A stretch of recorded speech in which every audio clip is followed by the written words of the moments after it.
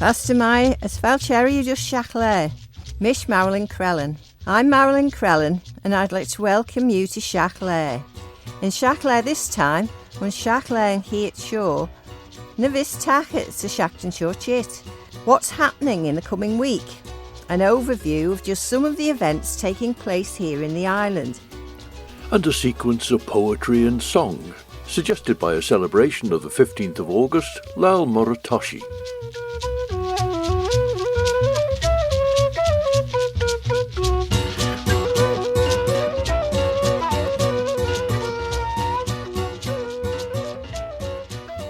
This evening, Thursday the 15th of August, the Parish of Russian Summer Concert in the Erin Arts Centre at 7:30 brings John and Karen Elliott and friends. It's free admission with a retiring collection. And on Sunday afternoon, the 18th of August, there's an extra concert in the Parish of Russian Summer Season with special guests. That'll be at 2:30 in the Erin Arts Centre, and it presents the Tamworth Ladies Choir and the Mercian Singers, as well as Manx Gaelic Choir Curge and Cúideach. Again, it's free admission with a retiring collection for what will be a very enjoyable afternoon's entertainment. The Manx connection comes from the Tamworth Ladies Choir's musical director, Hilary Griffiths, who's from the island, but her teaching career took her to the English Midlands, where she took over the musical directorship of the Tamworth Ladies Choir in June of 2017. The Mercian Singers add the voices of the Tamworth Male Voice Choir to the ensemble, and they're under the musical directorship of Andy Smith, who's also the accompanist for the Tamworth Ladies Choir. And Hilary Griffiths and the Tamworth Ladies Choir, and Andy Smith and the Mercian Singers will be joined by Annie Kissick and the Manx Gaelic Choir Curge and Cúideach in that special concert at 2:30 on Sunday afternoon the 18th of August in the Erin Arts Centre. As Maralyn mentioned, it's free admission and there'll be a retiring collection. In the Villa Marina Arcade in Douglas this evening at 8 o'clock, the Isle of Man Arts Council Summer Season presents a concert with the Crosby and District Silver Band. The Arts Council Summer Season concerts are free of charge. There's another brass concert this Sunday afternoon, the 18th of August at 3 o'clock, in that Arts Council series in the Villa Marina Arcade, and that'll be given by the Manx Youth Band.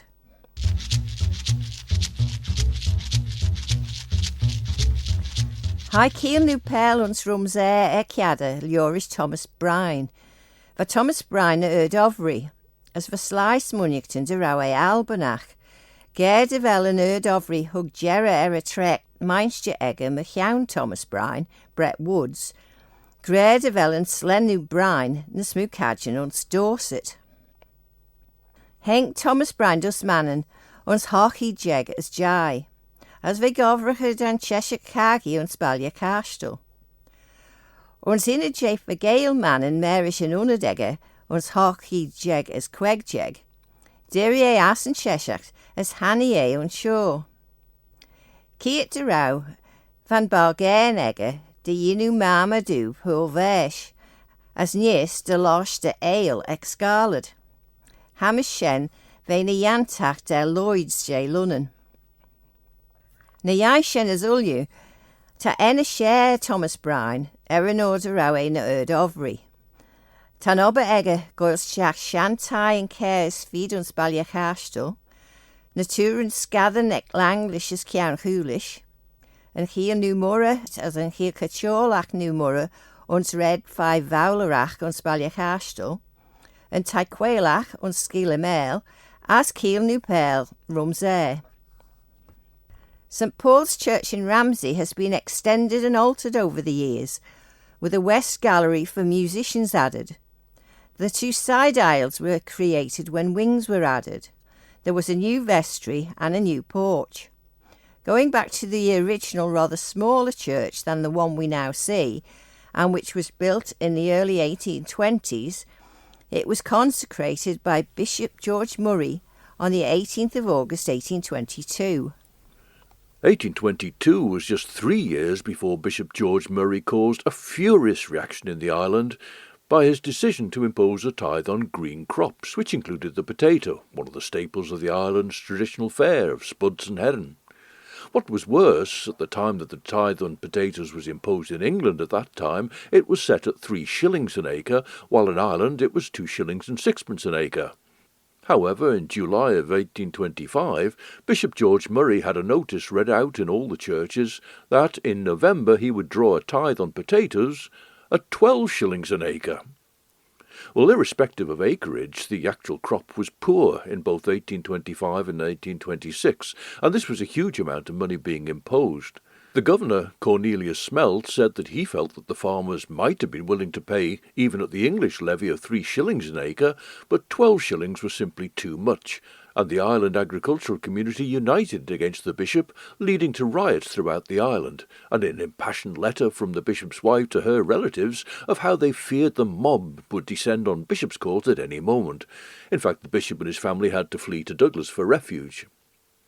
However, even though he'd sown the seeds of discontent in 1817, when he first put it to the courts whether he had a right to tithe potatoes and green crops, and the court agreed that he had, his decision to seek such a huge sum was still in the future, and we find him in happier days at the consecration of St. Paul's Church in Ramsey on the 18th of August 1822.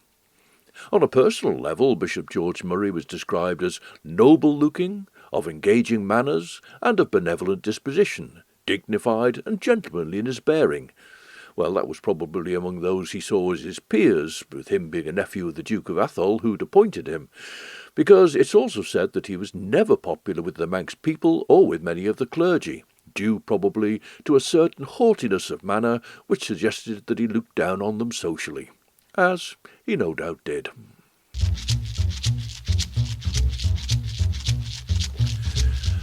Shiaght Laa Moirrey Toshee tan chuigúla jeg mí lunasan. Shen de gréad a bhfuil an lá seo go cheannalt ris nú mura, an bháidin mura. Rosh imbach an stade ná tre ren an hochtúri Henry crew Aglish Harson, sha frail ris cor wujel den feb as den Aglish rau, va nú mura fiscan shail, as chanyiris dun de rau manish de Russian kajrigit san enemek. So stade ná va corriger an Aglish, Herauslái chin déir a liadi vain Aglish rau, va chit de ve sledden nayak, as Marta Fisain, va podden en reichid eg Thomas Cromwell, de Gulmagud, Liegel, Bolichen, de Manisteren, as Rebamach, as Strai, Jollowen, as Keltinen. Ni Aishen ren pert de lai frail rish kummel susan Aglish rau, eer tre henke de ve fi dan jerach en son, as we slide de lure corrutike bes kunte chredjoak. Eer na san mi, gerauslai lauwich de wei altenen en uit wheel, ne de golstjaak on zich in elje, maar er ouwet altenen en Aglish Harsen. Ach hier lug imbachen steed no van murre fieskan ons manning. In talking about Thomas Brine, Maralyn mentioned that he was the architect of St. Mary's Church on the Parade in Castletown, which is now offices, and he also designed St. Mary's Church, the Catholic Church, in Bowling Green Road in Castletown. Pertlin Murrah, Port St. Mary, owes its name to the church dedicated to her. The parish church of Ballaugh is dedicated to St. Mary. Ramsey has its Church of St. Mackald and Our Lady, Star of the Sea, and historically the principal source of water for the town was Chivrawurra, St. Mary's Well. Onken has its grotto and holy well dedicated to St. Mary, and Douglas has a pro-cathedral in the Church of St. Mary of the Isle. The badge of the bishopric of Southern Man depicts St. Mary standing on a carpet between two pillars and holding a church in her right hand. The 15th of August is Laa'l Moirrey Toshee, the principal feast day of St. Mary, the celebration of the Assumption of the Virgin Mary. This was officially stated as dogma, a core belief, by Pope Pius XII in 1950, though it's been the subject of paintings by the likes of Titian since the 1500s. This is the belief that at the end of her life the Virgin Mary was taken up, was assumed, body and soul, into heaven. While thinking of Laa'l Moirrey Toshee, that brought to mind the Manx song about the milking, which has a chorus, Banach Jeanish Cororsnish, as Mac as Spirit Nu, as Murrey Banich Bishi the Vanya Muwuvin. The blessing of God now put on you now, Father and Son and Holy Spirit, and Blessed Mary, increase your milk, my dear cow. And so, having been brought to think about the milking, and with the Southern District Agricultural Show and the Royal Manx Agricultural Show being fresh in memory, this is the result of it. Now what we'll hear is John Kenya reading W.T. Quirke's poem about the gaffer at the cattle show. Dolan Kelly gives part of Betsy Lee. Mona Douglas explains about that milking song, and then she sings it for us. And then we go back to Dolan Kelly for more from Betsy Lee. Finally, we have the experimental trio Moot, with quite a different version of the song which they call Curdled Barnia. Barnia is the Manx word for milk, which you can see on all the cartons. So this is the sequence then, which started in my mind from the celebration of Laa'l Moirrey Toshee on the 15th of August, but connects through that milking song with cattle.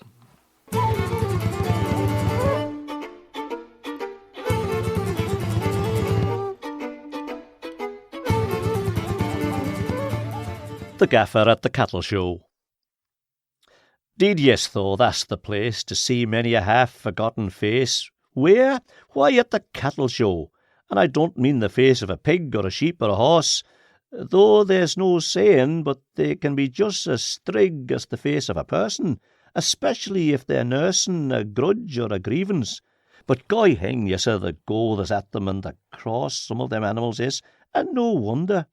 How'd you feel if you put in a pen like the sheep and the pigs yonder, for all to gape at? What then? Or laugh like somebody else's lavens?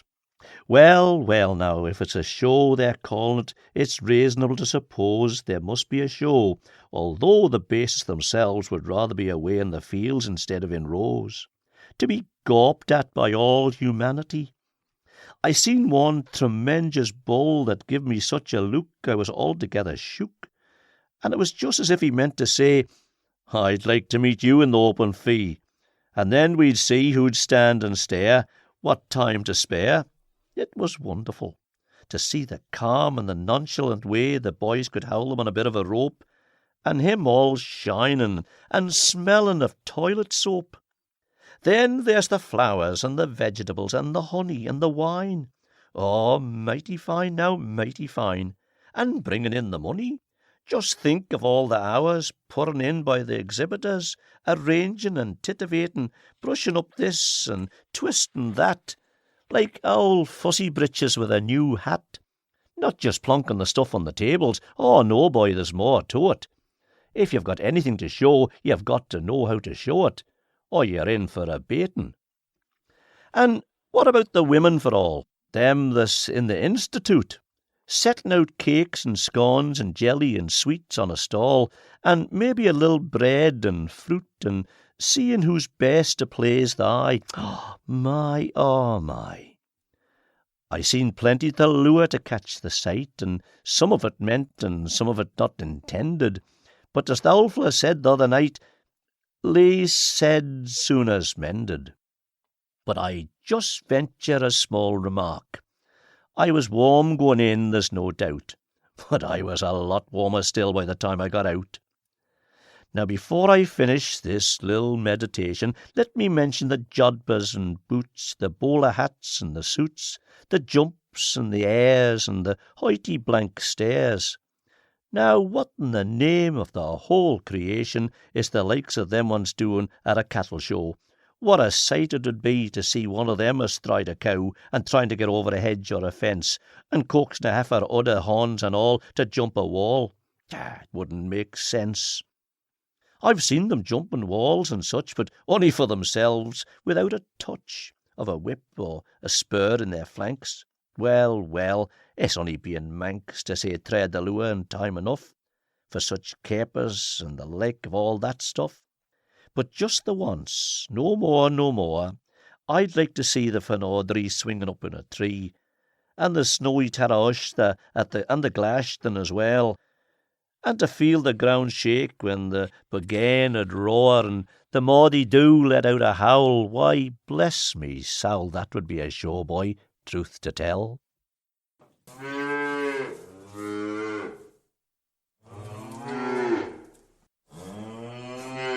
I never thought on for the wives or the house, but I was always terrible fond of cows. Now, aren't they innocent things, them bases? And haven't they got owl innocent faces, a-strugging their legs that lazy way, or a-standing as if they meant to pray? They're that solemn, and loving, and steady, and wise, and the butter melting in their big eyes. Eh? What do you think about it, John? Is it the stuff they are feeding on? The clover and meadow grass and rushes, and them going picking among the bushes and sniffing the dew when it's fresh and fine? The sweetest brew of God's own wine. And the smell of the herbs gets into their souls, and works and works and rowls, till it tightens their tits and drabs their muzzle. Well, it's no use of talking, it's a regular puzzle, but you'll notice the very people that's got to attend to the lick is generally very easy men.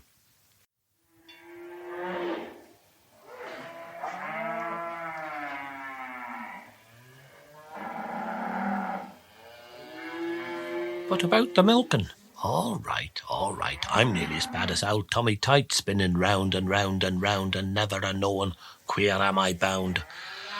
Well, mostly every evening, you see, I was up at the milking with Betsy Lee. For when she was milking, she was always singing. I don't know what was it. Maybe the ringing of the milk coming tearing into the can with a swish and a swelsh and a tantaran, and making what the lawyer gent was calling a sort of a compliment. But the look of a cow is enough to do it. And her breath and her neck, the way she'll slew it as if she was saying, the patience she stood, milk away, it's doing me good. And the sun going down, and the moon coming up, and maybe you taking a little sup, and the steam of the hay, and your forehead pressing agin her round side. But for all, it's a blessing when they are nice and quiet, for there's some of them rough, and kicky and pushy, and bowl enough. Now Betsy would sing, and I would hear.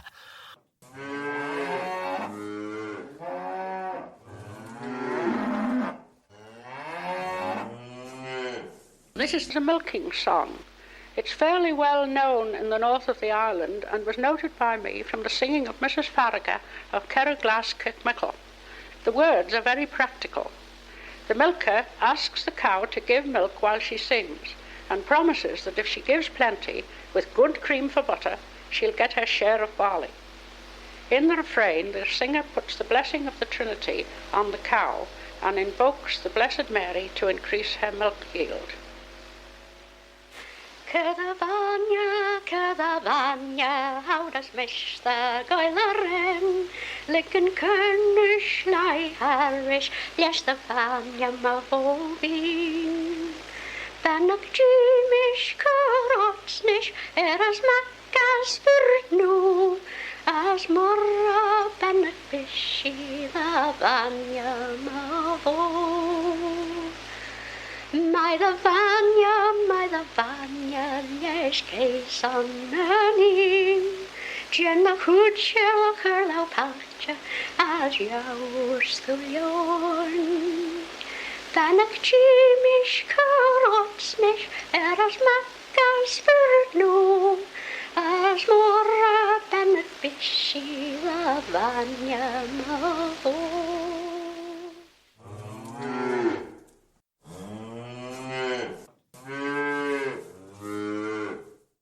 One cow they had, well, of all the sense that ever I saw, and the imperence, God bless me, the lick of yonder old Mealy, a brown cow she was, well, really, she's made me laugh till I absolute shouted, pretending to know all about it.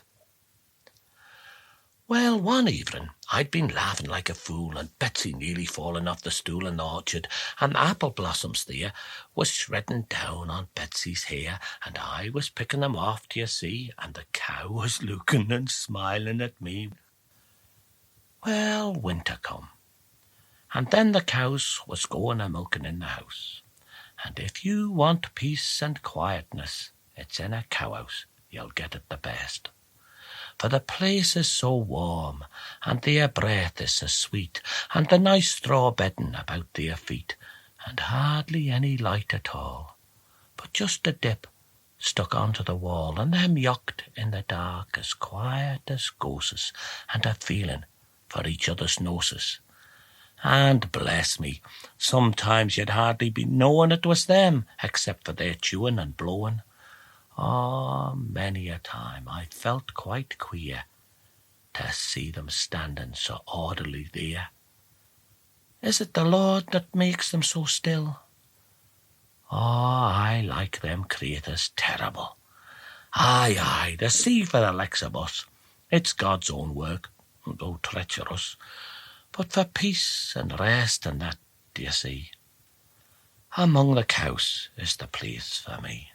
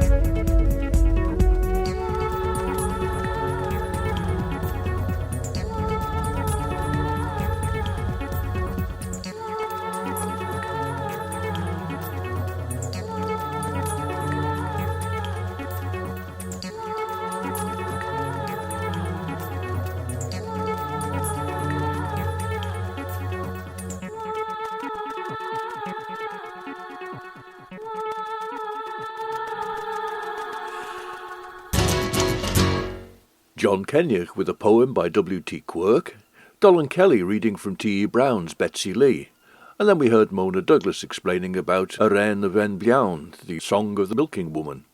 And finally we heard from Moot with a version of that song which they call Curdled Barnia. As I say, that sequence came about because I was thinking of Laa'l Moirrey Toshee, and that brought me to A Reine of Enblawn, or Reine of Lawn, the song of the milking, Curdled Barnia, which of course gave rise to Moot's Curdled Barnia. Curdled Barnia, chouds mish to goil a rein. Ligt an churnish gul harish leis de Barnia mo vu veen. Give your milk, whilst it's I that sings. Let the kern now, the can, the pail now go over with your milk, my little cow.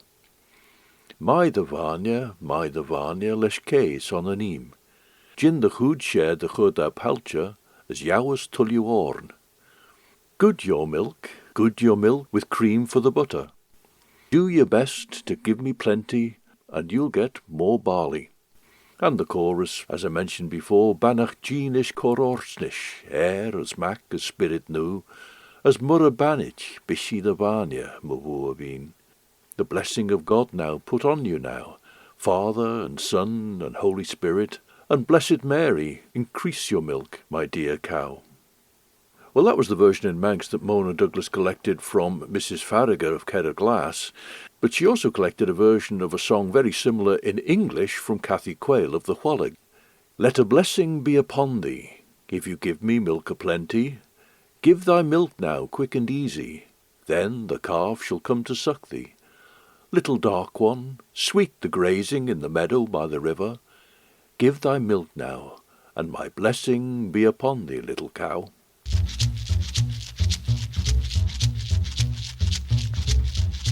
The lunchtime concert from 1 to 2 in the Villa Marina Arcade on Wednesday the 21st of August sees Stephen Austin at the console of the Wurlitzer in a free concert in the Arts Council summer season. Later on Wednesday evening at 7:45 you can go along to St Thomas's Church in Douglas, where you can hear a concert given by the Summer Singers with their conductor Sue Kinraid. Admission is free and refreshments will be served after the concert, and there'll be a retiring collection. To Shenjera Shiaght Laa and Shiaght Shaw, our son a try-shaw. So that's the end of this programme and this series of Shiaght Laa. So from me, Maralyn Crellin, sledding you.